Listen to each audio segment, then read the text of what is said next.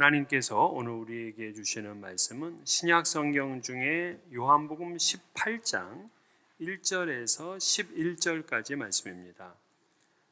신약 성경 177면에 있습니다. 요한복음 18장 1절부터 11절까지 이 계시의 말씀을 봉독할 때 살아계신 하나님의 음성을 들을 수 있기를 바랍니다. 예수께서 이 말씀을 하시고 제자들과 함께 기드론 시내 건너편으로 나가시니 그곳에 동산이 있는데 제자들과 함께 들어가시니라. 그곳은 가끔 예수께서 제자들과 모이시는 곳이므로 예수를 파는 유다도 그곳을 알더라. 유다가 군대와 대제사장들과 바리새인들에게서 얻은 아랫사람들을 데리고 등과 횃불과 무기를 가지고 그리로 오는지라. 예수께서 그 당할 일을 다 아시고 나아가 이르시되 너희가 누구를 찾느냐? 대답하되 나사렛 예수라 하거늘 이르시되 내가 그니라 하시니라. 그를 파는 유다도 그들과 함께 섰더라. 예수께서 그들에게 내가 그니라 하실 때에 그들이 물러가서 땅에 엎드려지는지라. 이에 다시 누구를 찾느냐고 물으신데 그들이 말하되 나사렛 예수라 하거늘 예수께서 대답하시되 너희에게 내가 그니라 하였으니 나를 찾거든 이 사람들이 가는 것을 용납하라 하시니 이는 아버지께서 내게 주신 자 중에서 하나도 잃지 아니하였음나이다 하신 말씀을 응하게 하려 함이러라. 이에 시몬 베드로가 칼을 가졌는데 그것을 빼어 대제사장의 종을 쳐서 오른편 귀를 베어버리니 그 종의 이름은 말고라. 예수께서 베드로더러 이르시되 칼을 칼집에 꽂으라. 아버지께서 주신 잔을 내가 마시지 아니하겠느냐 하시니라. 아멘. 기독교 신앙이란 단순하게 마음의 평안을 얻는 종교 행위가 아닙니다. 기독교 신앙은 우리의 삶 전체가 변화되는 것을 의미하죠. 예수를 믿는다는 것이 천국 백성이 된다. 그래서 미래적인 이야기만이 아니라 나의 현 실존이 변화되는 겁니다.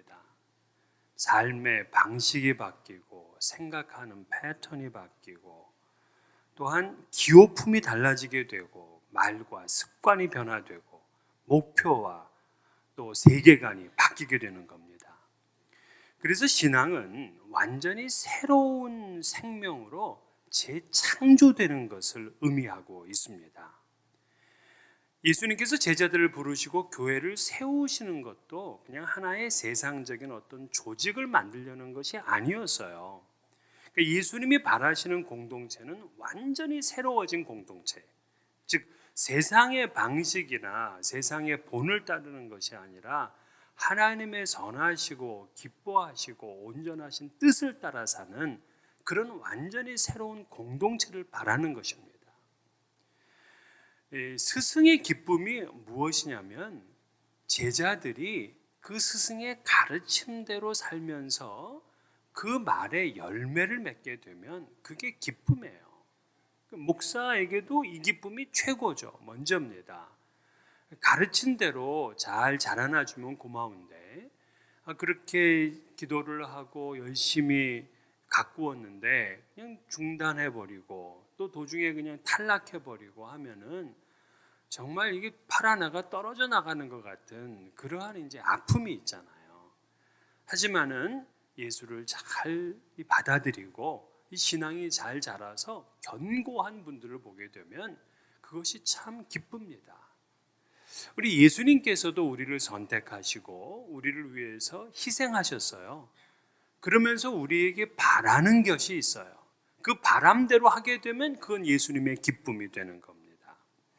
그래서 예수께서는 우리를 선택하시고 어떻게 자라기를 바라셨냐면 그 요한복음 13장부터 16장까지 그리고 17장에서 중보기도 하는 그 모든 것 하나하나가 다 우리에 대한 기대가 담겨져 있어요. 그래서 이 13장부터 17장까지는요 기독교의 보화 중에 보화라고 합니다. 어떤 내용이었어요?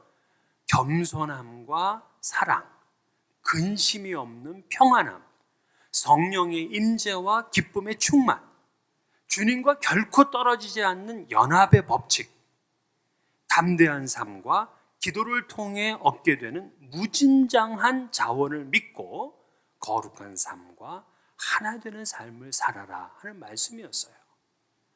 이러한 영적인 가르침들은 우리가 그냥 이렇게 지나쳐버릴 일들이 아니죠. 절대 그래서는 안 되죠. 우리가 꼭 기억하고 이렇게 살아야 되는 그러한 영적인 가치들입니다. 사실 예수님께서는 이제 더 이상 제자들과 함께할 시간이 없어요. 오늘이 마지막 밤입니다. 그렇기 때문에 최후의 만찬을 하시면서 예수님께서는 그냥 한꺼번에 제자들에게 엄청난 교훈을 주신 거예요. 그리고는 대제사장의 중보기도를 드린 다음에 겟세마네로 기도하러 올라가셨어요. 이것이 바로 오늘 본문의 시작입니다. 예수님께서는 기도하러 가실 때 홀로 가지는 않으셨어요. 제자들과 같이 갔습니다. 왜냐하면 이 제자들이 앞으로 예수의 말씀에 열매를 맺어야 될 사람들이기 때문에 그들과 함께 하시기를 원했어요. 그래서 1절을 보게 되면 제자들과 함께 이라는 말을 2번이나 반복합니다. 제자들과 함께 기드론 시내 건너편으로 나가시니 그곳에 동산이 있는데 제자들과 함께 들어가시니라. 그러니까 예수께서는 이 땅의 마지막 그 발자취를 제자들과 함께 하고 싶었습니다. 이 제자들이 예수님의 기대며 소원이며 또한 작품이었기 때문에 그렇습니다. 그런데 오늘 이 본문에 나타난 예수님의 2명의 제자가 있는데 이 둘 다 예수의 기대에 너무나 못 미쳤어요. 하나는 가룟 유다인데요. 이 인간은 예수를 파는 일을 했습니다. 심지어 오늘 본문에 보게 되면 군대와 대제사장들과 바리새인들에게서 얻은 아랫사람들을 데리고 등과 횃불과 무기를 가지고 왔다 이렇게 얘기를 해요. 다른 복음서에 보면 이 가룟 유다가 예수께 와서 입맞춤을 했다 그래요. 아니 어떻게 가르쳤는데 예수께서는 이 사람을 위해서 기꺼이 생명까지 바치는데 그는 그 스승을 팔아서 돈 몇 푼을 챙기는 그런 배신과 반역의 길을 갔습니다. 예수님에게는 엄청난 아픔이죠. 그분이 십자가의 고통 이상으로 이 제자의 배신은 마음이 아팠을 것입니다. 그런데도 가룟 유다는 눈 하나 깜짝하지 않고 자기 주머니에 채워진 은 30냥에 만족을 했어요. 그런데 이 유다는요, 예수님의 사역 말기를 보면은 이상하게 말하는 집마다 좀 예수님과 이렇게 어긋나는 걸 보여줘요. 그래서 오늘 예수를 팔아버렸다 하는 이 이야기도 어떻게 보면은 뭐 아주 낯선 거는 아니에요. 그럴 만한 충분한 이 DNA가 이 유다 속에 있었어요. 그렇다면 예수의 가장 수제자라고 하는 베드로는 어땠느냐? 이 사람만큼은 예수의 기대를 만족시켜야 될 사람이었습니다. 하지만 그도 예수의 가르침을 실천하지는 못했어요. 예수님을 잡으려고 군사들과 무리들이 왔을 때에 예수를 보호하겠다고 칼을 들어서 이 대제사장인 종인 말고의 그 귀를 잘랐어요. 원래 귀를 자르려는 게 아니죠. 그쪽 준호되면 이거는 상당히 이거는 아주 굉장한 사람이 원래는 머리를 치려고 했는데 이게 잘못하다가 귀를 자른 거예요. 이 사건에 대해서 예수님은 이렇게 마태복음에서 얘기를 했어요. 내 칼을 도로 칼집에 꽂으라. 칼을 가지는 자는 다 칼로 망하느니라. 그러니까 이 베드로의 폭력이 정당화될 수 없다 하는 걸 가르쳐 준 거예요. 누가복음에는 어떻게 쓰였냐면 예수께서 베드로에게 이것까지 참으라 그렇게 말씀하세요. 그러니까 베드로의 급한 성질을 경계하면서 인내심을 요구한 겁니다. 어쨌든 이 칼을 휘두르는 베드로의 행동은 지금까지 예수께서 말씀하셨던 거하고는 너무나 대조적인 행동이었어요. 오늘 마지막 11절에 이러죠. 베드로더러 이르시되 칼을 칼집에 꽂으라. 아버지께서 주신 잔을 내가 마시지 아니하겠느냐. 자, 지금 네가 이렇게 칼을 휘둘려 가지고서 나를 보호한다고 하지만 내가 아버지께서 주신 잔을 내가 그걸 마다할 수 있겠느냐? 아버지께서 주신 자는 바로 십자가죠. 이분께서는 모든 그분의 생애와 그분의 말씀과 그분의 계획이 전부 다 아버지께서 주신 자 십자가에 맞춰 있어요. 그러니까 이 베드로가 어떻게 하든지 예수는 이 십자가의 길을 가게 되어 있다고요. 예수는 힘이 전능하신 분이십니다. 오늘도 그렇잖아요. 오늘도 그 사람들이 잡으러 왔을 때 내가 그니라 하는 말 한마디에 사람들이 전부 다 엎드려졌어요. 아니 도대체 예수의 그 말씀에 어떤 권위와 어떤 파워가 있길래 잡으러 왔던 사람이 다 그냥 엎어졌냐고요. 예수님은 그런 분이에요. 심지어 마태복음에 보면 베드로에게 이런 말씀도 하셨어요. 너는 내가 내 아버지께서 구하여 지금 12군단 더 되는 천사를 보내시게 할 수 없는 줄로 아느냐?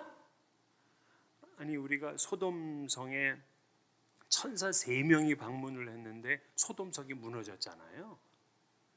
천사는 3명만 와도 이래. 근데 12군단이 오게 되면은 지금은 이 사람뿐만 아니라 로마 전체가 다 싹쓸이 되는 겁니다. 그럴 수 있는 분이라고요. 그러나 그렇게 되면 성경을 이루지를 못해. 근데 베드로가 이거를 이해를 못하고 있는 거예요. 예수님은 폭력과 강압의 현장 앞에서 비폭력과 무정의 길을 가셨어요. 왜? 하나님이 주신 잔을 마시기 위해서죠. 근데 예수님의 수제자인 베드로는 예수님의 말씀을 내면화하지를 못했어요. 자신의 성격을 그대로 다 드러냈습니다. 가룟 유다는 지금까지의 가르침보다는 자신의 그 물욕, 자신의 욕심을 더 따랐어요. 그럼 다른 제자들은 어때요? 다 도망갔어요. 그러니까 주님의 기대에 너무 이게 맞춰지질 않는 겁니다. 3년이면은 사실 긴 시간이면 길잖아요. 3년 동안 예수님과 먹고 마시고 했는데, 그런데 받아든 성적표가 다 이래. 여러분의 중간 성적표는 지금 어떨까요?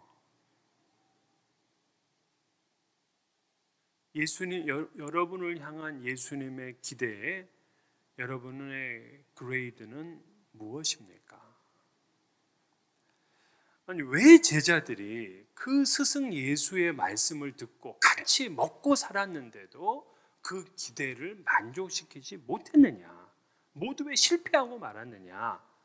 그 첫 번째 이유가 기드론 시내를 건너지 못했기 때문입니다. 자, 1절을 보게 되면 대단히 흥미로운 표현이 나오는데요. 예수께서 이 말씀을 하시고 제자들과 함께 기드론 시내 건너편으로 나가시니 그래요. 자, 예수님께서 기드론 시냇물을 건넜다 이런 얘기입니다. 자, 물을 건넜다, 강을 건넜다. 이거는 역사적으로 굉장히 중요한 의미가 있어요. 그러니까 성경에서 이 물을 건넜다는 거는 새로운 역사가 시작되는 걸 말합니다. 자, 이스라엘 백성들이 그 출애굽해서 40년 동안 광야에 살다가 그들이 가나안 땅으로 들어가잖아요. 가나안 땅에 들어갈 때 무슨 강을 건넌다? 요단강을 건너잖아요. 요단강. 요단강을 건너는 것이 이들이 새로운 역사가 시작이 되는 거예요. 여러분, 우리가 죽으면 무슨 강 건너가 만나리? 요단강 건너가 만나리. 그곳에 가면 새로운 역사가 시작되기 때문에 그래요. 이스라엘의 역사가 그래서 물의 역사, 강의 역사예요. 하나님께서 아브라함을 갈대아 우르에서 부르셨습니다. 이 갈대아 우르에서 아브라함이 출발하면서 유프라테스 강을 건너와요. 그리고 이스라엘 백성들이 애굽에서 탈출을 할 때 나일강 옆을 지나서 홍해를 건너옵니다. 그래서 이스라엘의 국기에 위에 짝대기가 하나 있고 아래 짝대기가 하나 있고 가운데 별이 있잖아요. 이 별이 바로 다윗의 별이에요. 그리고 위에 있는 짝대기는 유프라테스 강을 얘기하고 밑에 있는 짝대기는 나일강을 의미하는 거예요. 그러니까 이스라엘 사람들은 지금도 어떤 욕심이 있느냐? 우리 땅은 유프라테스 강에서부터 나일강까지라는 거예요. 그러니까 지금의 이라크부터 시작해가지고 저 시리아부터 해가지고 이집트까지 자기 땅인 거예요. 자, 이게 바로 그 강의 역사입니다. 강의 역사. 이스라엘 역사에서 강을 건넜다. 이건 물을 지났다는 건데요. 실상은 우리도 물을 지나는 경험을 했습니다. 언제? 세례를 받을 때. 세례를 통해서 우리도 물을 지났고 강을 건넜어요. 그러니까 우리가 이 물을 지났다는 것은 나의 옛사람을 벗어버리고 나의 새로운 사람을 옷 입었다. 그런 의미라고요. 그러니까 나는 자기의 옛사람을 버린 거예요. 예수님께서도 기드론 시내를 건너가서 겟세마네 동산에 가서 어떤 기도를 드렸냐면 내 뜻대로 마옵시고 아버지 뜻대로 해달라. 그렇게 기도하잖아요. 그러니까 나의 뜻, 나의 생각, 나의 편의 이 모든 걸 다 포기하고 하나님의 뜻에 순종하겠습니다. 이것이 바로 시내 강을 건너온 사람들의 태도예요. 근데 오늘 본문을 보게 되면 예수님은 혼자만 건너신 게 아니라 제자들이 함께 기드론 시내를 건넜어요. 맞아요. 강을 건넌 거 맞아요. 근데 문제는 뭐냐면 육체는 건넜지만 그들의 영이 건너질 못했어요. 그들의 실존이 그걸 못 건넜어요. 우리도 육체의 세례를 받았는데 정말 우리의 영혼은 어떤 위치에 있는 겁니까? 바울은 난지 8일 만에 할례를 받았지만 그가 기드론 시내를 건너듯이 강을 건넌 것은 다메섹 도상에서 예수님을 만나고 나서예요. 자기가 부인되지 않으면 새로운 삶을 살 수가 없어요. 기드론 시내를 제대로 건너지 못했던 가룟 유다와 베드로는 다 자기 길을 가는 겁니다. 배신과 폭력의 길을 가는 거죠. 포기해야 그 포기한 것이 진짜로 좋은 게 돼요. 슈바이처 박사 너무 유명하죠. 이분이 나의 생활과 사상이라는 책에서 자기는 아프리카로 떠나면서 3가지를 포기했다 이렇게 쓰고 있어요. 첫째가 뭐냐면 바하 음악을 연주하는 것을 포기했대요. 우리는 그런 건 뭐 포기가 생각이 안 되는데 그걸 포기했대 이분은. 그리고 2번째는 자기가 대학의 교수로 갈 수 있었지만은 대학 교수가 되는 걸 포기했다. 그리고 3번째는 저술 활동을 많이 하고 싶었지만 자기가 저술을 하려는 걸 포기했다. 이렇게 썼습니다. 그런데 그 결과가 어땠느냐? 아니었어요. 그 바하 협회에서 열대 지방에서도 연주를 할 수 있도록 대형 이 페달 올겐을 이 슈바이처에게 기증을 했습니다. 그리고 자기가 포기했는데 대학 강의가 이 한 대학에서 강의하는 것이 아니라 전 세계 대학을 다니면서 강연을 했습니다. 그리고는 그가 쓴 책은 베스트셀러가 되어서 아프리카 선교 사업에 훌륭한 결실을 거두게 했어요. 포기했더니 더 좋은 곳으로 돌아왔습니다. 그게 기독교의 진리예요. 바울도 빌립보서에서 자기에게 유익했던 것을 다 해로 여기고 배설물처럼 버렸대요. 우리가 잘 아는 대로 이 바울은 자기가 얘기를 하잖아요. 나도 이 스스로 자랑할 만하다. 내 육체가 신뢰할 만하다. 그렇게 얘기를 했어요. 왜? 유대인 중에 유대인, 히브리인 중에 히브리인이요. 그거 6천 명밖에 안 되었던 당시 바리새인 중에 한 명이었어요. 난지 8일 만에 할례를 받았던 정통적인 유대인 가정에서 출생을 했습니다. 게다가 그는 율법과 헬라 철학에 능통했어요. 당시 천부장도 갖기 어렵다는 로마의 시민권을 그는 날 때부터 가지고 있었습니다. 이런 모든 것을 다 자기는 배설물처럼 버렸대. 왜냐하면 예수 그리스도를 만나고 나니까 이분을 아는 지식이 가장 최고의 지식인 것을 깨닫게 된 거예요. 그런데 정말 그렇다면 이 바울이 이 모든 걸 포기했을까요? 바리새인 포기했나요? 로마의 시민권, 장막을 만드는 그 기술은 헬라 철학에서 배웠던 수사학은 아니었어요. 이 모든 것이 다 예수의 복음을 위해서 전적으로 쓰임을 받습니다. 장막을 만들어서 그는 생계를 유지하면서 복음을 전했어요. 로마의 시민권 때문에 그는 빌립보에 교회를 세울 수가 있었어요. 그는 수사학을 사용해서 복음을 전했고 그 수사학을 통해서 성경을 기록을 했습니다. 율법은 포기했나요? 아니요. 그가 쓴 변증서인 로마서와 갈라디아서를 보게 되면 많은 구약을 인용해 가면서 그의 복음을 변증했어요. 포기한 것이 하나도 없는 것 같아요. 근데 그는 왜 자신에게 유익했던 것을 다 배설물처럼 여겼다고 했느냐? 그의 시선이 달라진 거예요. 그는 지금까지 자신의 경력과 학력과 가문과 내력, 이 모든 것이 자기를 설명해 주는 거였어요. 이게 자기의 자랑거리였어요. 이 이력서를 다른 사람한테 보여주면 모두 다 이 사람을 하이어해. 너무 이력이 좋으니까. 그런데 그는 이런 것들이 과거에 다 자랑스러웠지만 예수를 만나고 나서 십자가를 경험하게 되니까 이걸 보는 틀이 바뀌어지게 된 거예요. 이게 자랑거리가 아니야. 내가 너희 중에서 예수 그리스도와 그의 십자가에 못 박히신 것 외에는 아무것도 알지 아니하기로 작정하였습니다. 그가 예수 그리스도를 발견하고 나서 보니까 자기에게 이제까지 자랑거리고 자기를 설명했던 모든 것들을 다 배설물 같이 여겨지는 거예요. 이 모든 것들은 다 하나님의 영광을 위한 도구지, 이것이 나를 영화롭게 하는 그러한 나의 그 크레딧이 아니었던 겁니다. 이것이 바로 기드론 시내를 건넌 사람들의 삶의 모습이에요. 자신의 겉사람을 이제는 자랑하지 않습니다. 지금 이 겉사람은 하나님의 영광을 위해서 쓰임받는 도구에 불과한 거예요. 그래서 바울 사도가 나는 그리스도와 그가 십자가에 못 박히신 것 외에는 알지 않기로 작정했다 그러잖아요. 그걸 영어 성경에 보면 I resolve to know nothing except Jesus Christ and Him crucified 이렇게 되어 있어요.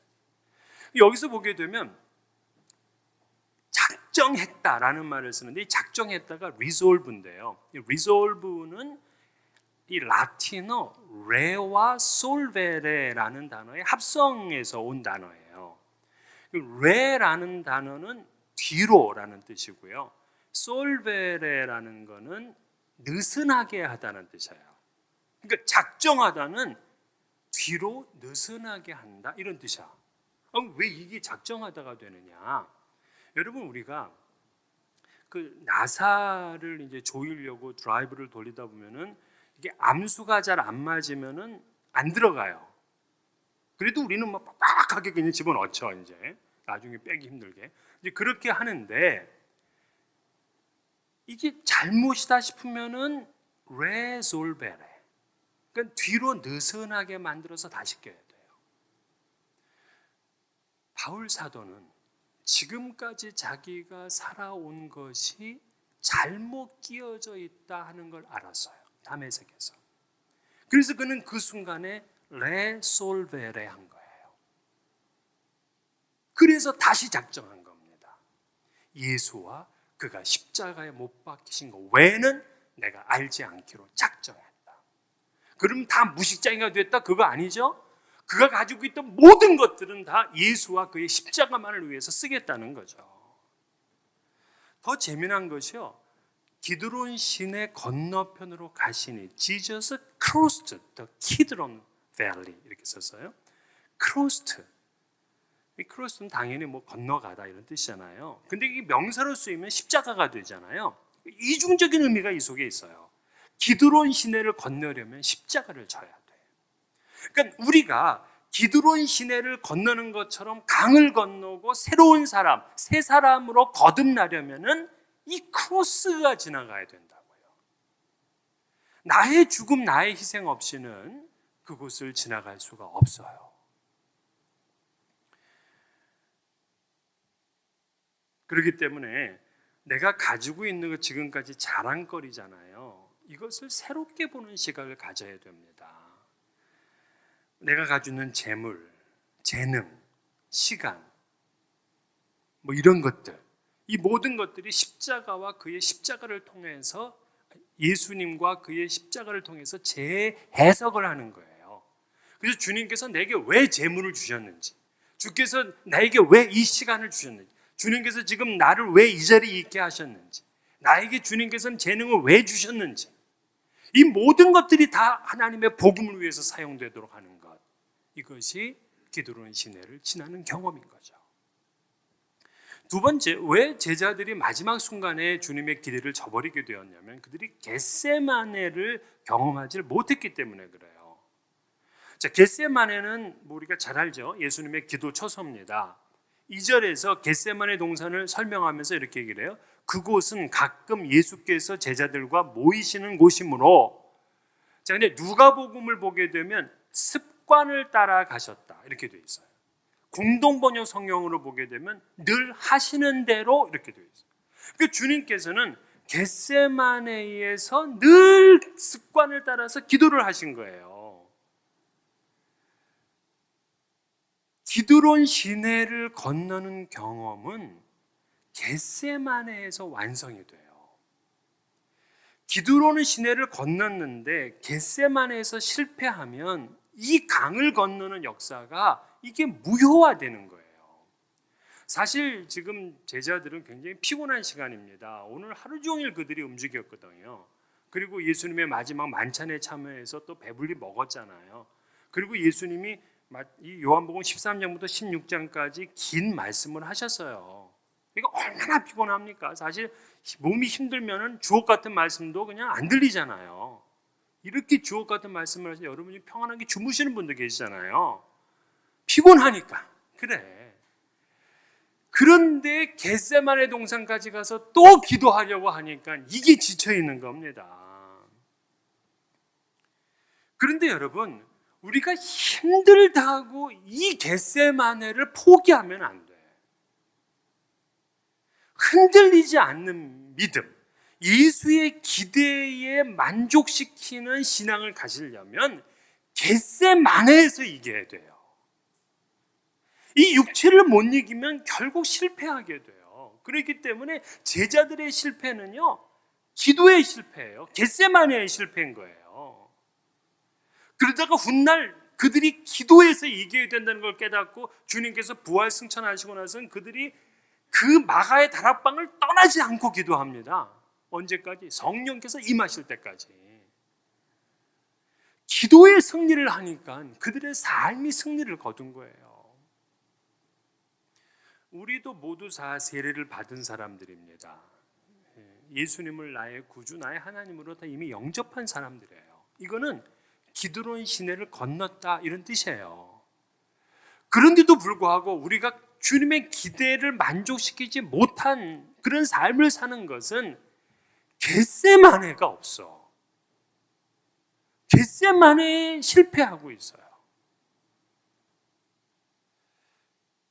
그러니까 오늘 우리는 두 가지 숙제가 있는 거예요. 아직도 나는 이 자기를 포기하지 못하고 이 옛사람을 그대로 걸머쥐고 살고 있다면은 오늘 기드론 시내를 건너가야 돼요. 기드론 시내를 건너야 새로운 역사가 일어납니다. 근데 이미 나는 기드론 시내를 건넜다 하시는 분들은요, 겟세마네로 오셔야 돼요. 습관을 따라 기도하지 않고는 이 세상을 말씀으로 승리할 수가 없어요. 그러면 두 가지를 행하게 돼요. 첫째는 가룟 유다처럼 배신하고 살든지 주머니만 채우는 거죠. 그리고 베드로처럼 자기 방식대로 살든지. 안 됩니다. 겟세마네로 오세요. 기도에서 승리해야 말씀에 승리하는 삶을 살게 됩니다. 오늘 이 기드론과 겟세마네를 경험하는 여러분 되시기를 주의 이름으로 축원합니다.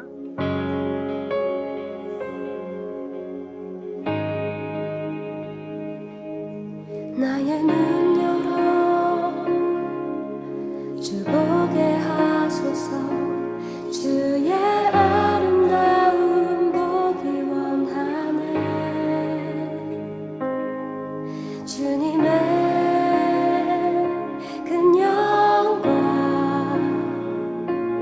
나의